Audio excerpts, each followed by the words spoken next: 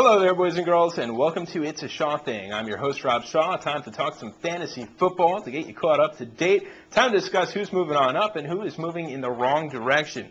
How about we start with the good news first? At the quarterback position, Tyler Thigpen, 2 touchdowns, 1 interception, over 225 passing yards. But that's not the big deal. The big deal is this. Larry Johnson played in that one, but the offense was unchanged. Herm Edwards is definitely going with the spread offense type offense, and it's working for the better, at least when it comes to fantasy football for a number of guys.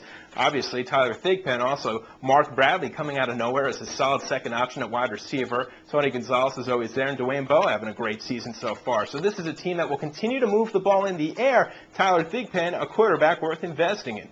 As far as a quarterback you might want to consider dropping for Thigpen's services, David Garrard threw up a stinker this past weekend. Granted, he did go against an undefeated Tennessee Titans squad, but just look at the numbers this year and then compare them to last year. Last year, 18 touchdowns, 3 interceptions. He's already doubled that with 6 interceptions this year, but 10 fewer touchdowns. He's got 8 so far. And don't say it's all because he's played fewer games. He's only played actually 2 fewer games than last year because of injuries. So that being said, David Garrard just having a down season. He's a young quarterback expected to be on the rise. Unfortunately, he's regressed. Now let's talk about some of the running backs. Right now you might want to consider investing in, and this might be hard to believe, but I'm going to go with Detroit here, Kevin Smith. Tough to invest in Detroit these days. Their mayor got indicted, and their auto industry not going that well. But with all that being aside, let's talk some sports. And Kevin Smith is great news these days. He's coming off his first time reaching the century mark in rushing yards. This is coming off a performance last week where he had 96 yards. He also does have 5 touchdowns on the season.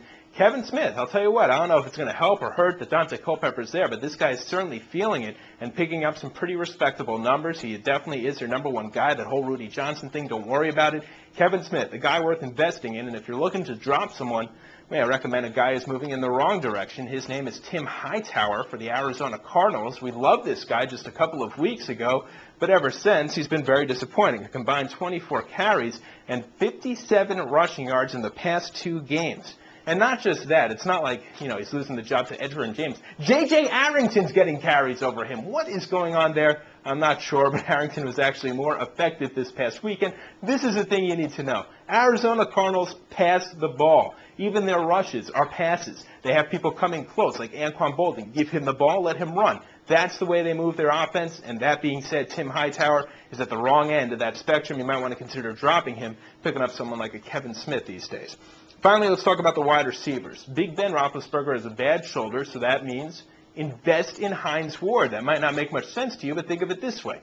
No more deep route options. He can't throw it like he used to, particularly with the Pittsburgh weather as it is these days. So that being said, he's looking for the safety valves. No deep passes to Nate Washington, no deep outs for Santonio Holmes. He's looking for the guy right up the middle. He goes by the name of Hines Ward. Look at the numbers the past 2 weeks. Really, since Big Ben hurt his shoulder, he ended up having a huge performance last weekend. 8 receptions, 112 receiving yards. This past weekend, 11 receptions, 124 receiving yards. So that being said, Hines Ward, a guy who's doing an incredible job as a receiver these days, whether I say passing yards or receiving yards, it's all the same. Hines Ward, a guy worth investing in these days. As far as a guy to consider, I don't know about dropping, but maybe not starting, Plaxico Burress. What happened to you, my man? You get paid, and suddenly you're getting a little lazy, coming up with excuses on why to miss practices, getting suspended, all sorts of craziness. But the most important thing is this. Even when he does play, he hasn't been that effective. Last time he had over 50 receiving yards in a game. You have to go back all the way to October 13th. That was week 6 of the season. Last time he had over 100 yards. How about September 4th? Ring a bell? Opening day. That was the last time he had over 100 yards receiving. He's coming off an unbelievable season. Former teammate of Hines Ward, though, is only moving in the wrong direction. This past weekend, 47 receiving yards, just not enough for what we drafted him to be, and that is a lead receiver. He hasn't been a lead receiver, and I'll tell you what, the Giants don't need a lead receiver right now. They are pushing the ball on the ground. I talked about it before with Arizona, how they're no longer rushing the ball. Well, unfortunately with the Giants, it seems to be all that they're doing. So Plaxico Burress, definitely keep him on your roster, but consider putting some other guys in if they're playing in nasty weather or if the matchup's not that favorable for the pass. Well, my friends, that's all your fantasy insight for now. If you have any questions, do email us. It's fantasy@opensports.com. So you think you can tackle a pro? There's only one way to find out. Click on fantasy@opensports.com.